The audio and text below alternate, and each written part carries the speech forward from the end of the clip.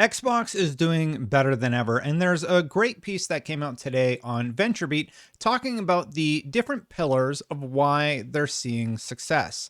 Now, I think if you watch this channel, you probably have some idea of why that is, but there's some really, really good points that Jeff Grubb makes in this piece that I think we all forget sometimes. Let's get into it.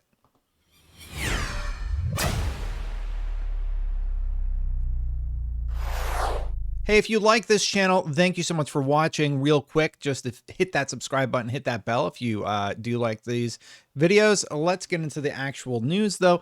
Largely, I'm going to be looking at the article and going through some of the points that I found very, very interesting. This is from Jeff Grubb, and it's from the Gamesbeat Summit. The headline of the article is Halo Studios boss reveals the 3 pillars of why Xbox is thriving. And I encourage you to go read the full piece. But there's some quotes in here from Bonnie Ross, and I wanted to discuss some of them. For us, the Xbox initiative is really about having a diverse set of content, meeting players where they're at, and taking those experiences forward, Ross explained to the moderator and former Nintendo of America president Reggie Fils-Aimé. It's really about putting the player first. Now, the reason that this first quote is really important is because they, more than any other company, I think, has really said, look, you can play on PC, you can play on Series X, and we even have a Series S model. You can even play on old hardware. If you cannot find modern hardware, they haven't quite bridged the gap yet where games are all next gen. And they've done a really good job doing that with games like Forza Horizon 5. I have to imagine Halo Infinite is going to be well optimized across all those platforms. And it's bringing players together. There's no barrier to entry in terms of cost, or a very low one in terms of cost. The Game Pass service, which we've talked about a lot of times, it just means more players playing more games, and they just want people to play games. That's what it feels like. It feels like when you get an Xbox and you have Game Pass, they're just like, all right, here's 300 things that you can check out for a very, very low cost. And for some reason, I do realize that Sony has a comparable service. It just never caught the way that Game Pass did. And I think it's because Game Pass has those modern releases tied to it, while Sony encourages you to play older games and older games only. Now, if you even look at the older games that are on Game Pass versus what's on the PlayStation service, a lot of those games are like highly rated, acclaimed titles that people are really, really excited to play and talk about. Scrolling down a little bit, they sort of reiterate this point here. They say, how do we meet the player where they're at, she asked. It's not really just about the console anymore. It's really about thinking, how do we make sure that games they want to play are there for them to play? Now, that might seem really, really obvious, but you can play games on your mobile phone. You can play games in the cloud on a tablet. You can kind of do whatever you want. It's, if you're a PC gamer, one of the great things about PC gaming is you're able to customize your rig to meet your needs. You can build a lower cost rig if you just want to go play and do whatever you want. And another great thing about PC gaming is you can sort of customize your key mappings and all these things. Just I'm not doing it justice, but you can tweak your experience on PC to whatever you prefer. And I think Xbox has really taken that to heart and said, okay, sure, play on PC, do whatever you want there, change the settings to the games however you want. We don't care. We just want you playing in the Xbox ecosystem. And if you're on console, okay, here's a really low barrier to entry. We have all these accessibility options for all kinds of gamers to play our games. And yeah, the console sale thing is so old. It's an old idea. And I think Xbox is trying to move beyond that. Meanwhile, Sony is doubling down on that idea, or at least they did for the first year or so of sales. And now they're saying, you know what? We actually don't mind if you play on PC either, because at the end of the day, it's just the bottom line, right? Like, they end up making more money. They also talk about the relationships with studios. They say Microsoft did not interfere to force 343 to find a way to compel Halo multiplayer fans to buy an Xbox or to subscribe to Game Pass. Now think about that for a second. You can play Halo Infinite on an OG Xbox One. You can play it on Xbox One S, Xbox One X, Xbox Series S, Xbox Series X. You can play it on a PC. I'll be playing on PC, for example. They don't care. There's no forcing you to do any of that. Taking it a step further, the multiplayer is free to play. There is no requirement for online anymore. There is no requirement for Game Pass to be had. If you want to play the campaign, you'll have to have Game Pass or purchase it outright for, I believe it's $40-something. But Microsoft didn't force them to do that. Multiplayer is free to play, and it's great. I've been playing it too much. And Platinum 2, by the way. Yeah, wait. So it's Gold, Platinum 2. Yeah, so I'm about there. And it's really, really fun. And now we have campaign on the way, which is looking good. The article also talks about Forza Horizon 5 is evidence that play anywhere idea is working. The game has had 10 million players according to its in-game leaderboard since debuting November 5th. Microsoft has probably not even sold 10 million Xbox Series XS systems yet. So think for a second about that. We know 1 million of those players because that was the final number before it went live and Game Pass numbers started getting in there, so we don't know where it's at. We know 1 million of those are paid players who bought at least the $44 version of the game or had pre-ordered the $60 version. There's a $100 version of the game. So you have your core sales. You've already sold 1 million copies of Forza Horizon 5. Phenomenal game. Easily one of my nominations for Game of the Year. Sorry, I kind of stuttered there. Easily one of my nominations there for Game of the Year.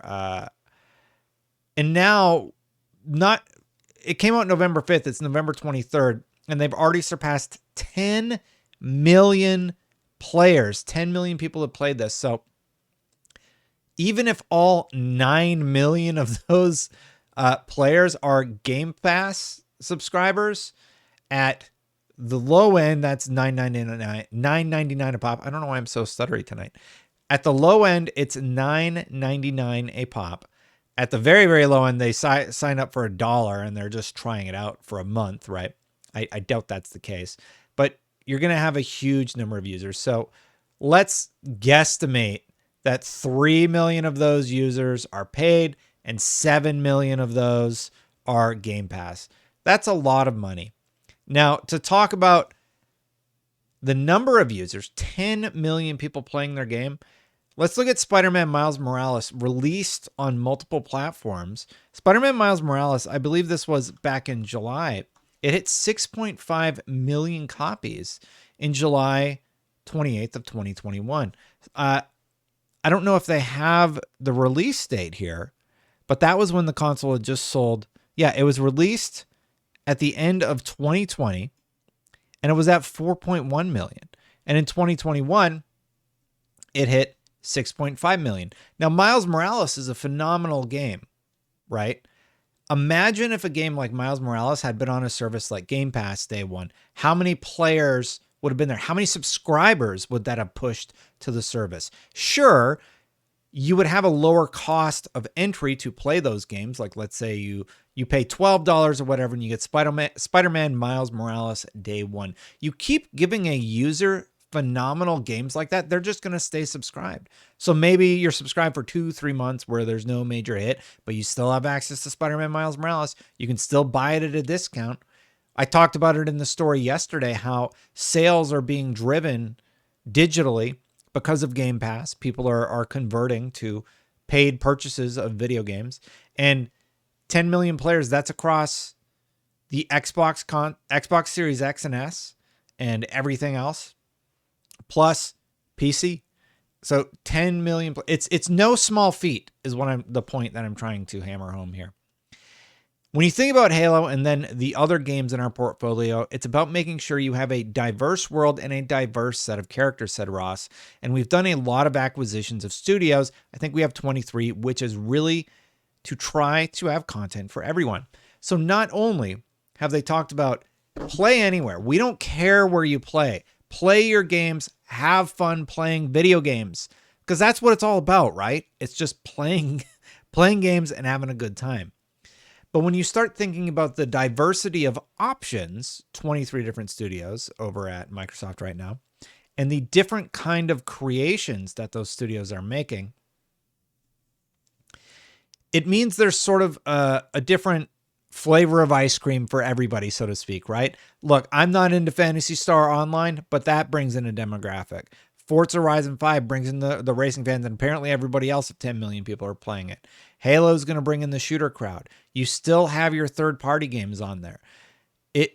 And then you're going to get the really unique stuff, like whatever Compulsion's working on, whatever these other studios are developing. It's all adding into the same pot, so to speak. And it will result in more people in the Xbox ecosystem, and it's working for them. The company needs to show a consistent commitment to excellence, but that is exactly what it did show with its 2021 releases. There are several titles from Xbox Game Studios. Deathloop, which isn't actually available on Xbox consoles yet, is a Game of the Year contender. The Double Fine games, the Arcane games, which Arcane referencing Deathloop, of course. Psychonauts 2, Halo, Forza, these games have all been great. They've widely been praised by many people in the industry. And that's just 2021. 2021 was supposed to be Xbox's weak year, if you'll remember. I said back in what was it, April, I'm like, you're not paying attention. 2020, the end of 2021, it's going to be Xbox. Sony doesn't have anything.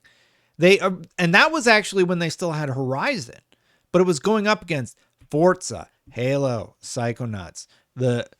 I realized Deathloop, again, not on the Xbox consoles yet, but it's a Game of the Year contender, and that's technically an Xbox game releasing on the competitor's platform. It's insane. So to just not recognize that. And then when Horizon delayed, it was just this huge gap for PlayStation fans in terms of releases. And more people are talking about that now. People called me crazy back in April when I said, hey, I think Xbox is going to have the back end of the year. It's just going to be them. And the people who were paying attention and recognized what was happening, they got it.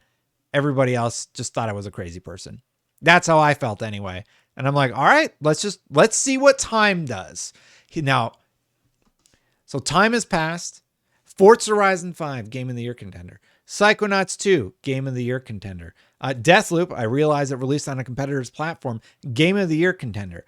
And we have Halo coming in December. 4 major games crushing it for Xbox. And that's just 2021.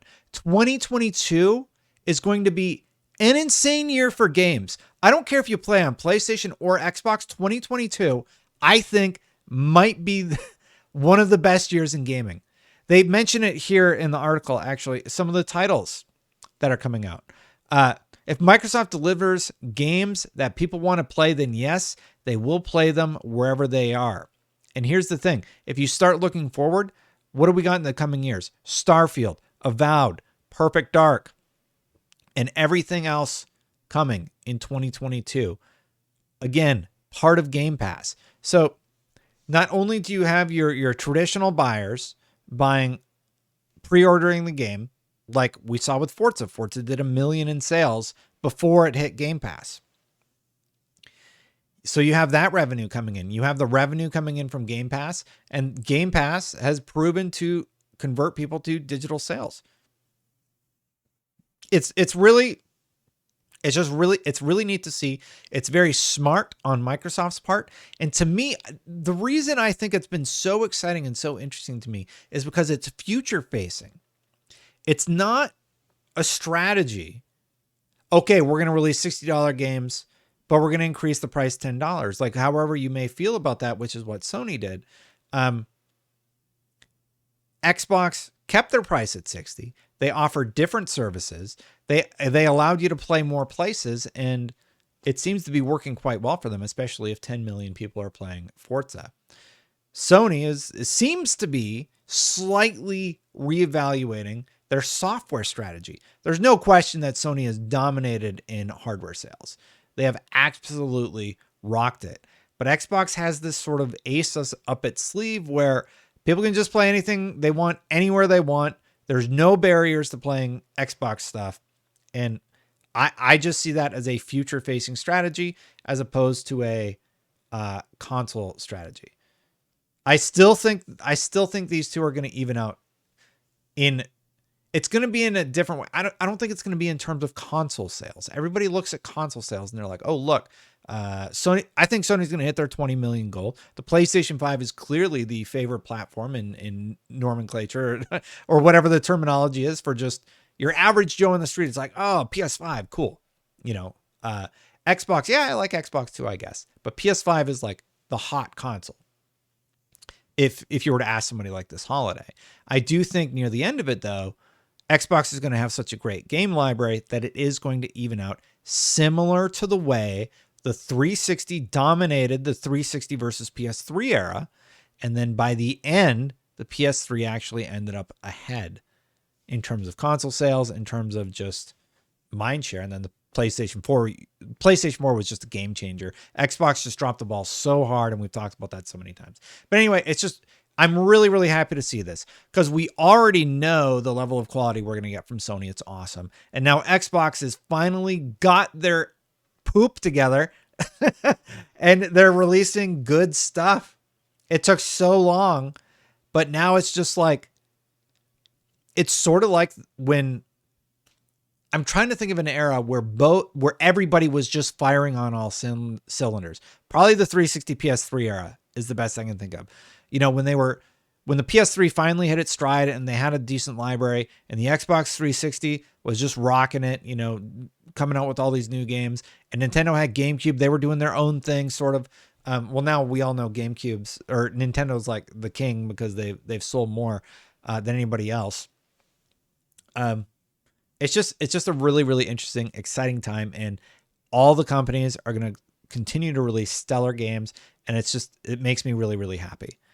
So, hey, that's sort of my rant. Oh my God, I went 17 minutes. I try and just make them 8. I didn't mean to go that long. It's just an exciting time for gaming. Hey, thank you so much for watching. I won't take up any more of your time, but I do appreciate you hanging out, just talking games here. If you like these sort of videos, hit that subscribe button, hit that bell to know when these videos go live. I'm going to get out of here, but if you want to become a member, memberships are turned on. And a big shout out to all of the members who support this channel. I really do appreciate you. I see when you rejoin and do all that stuff. So thank you. If you want to join, you can hit that join button. Thank you so much to all of the members. Again, I'm going to get out of here. I'll see you for the next one. Bye for now, everybody.